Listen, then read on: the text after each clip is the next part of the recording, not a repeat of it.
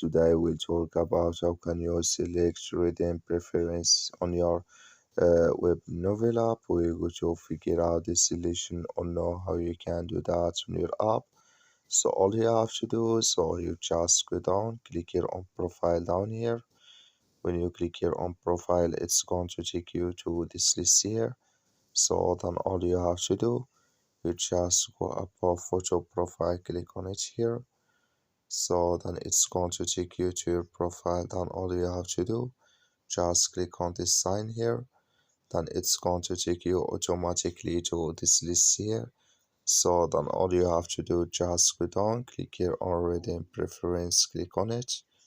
So then here can you select reading preference in this list.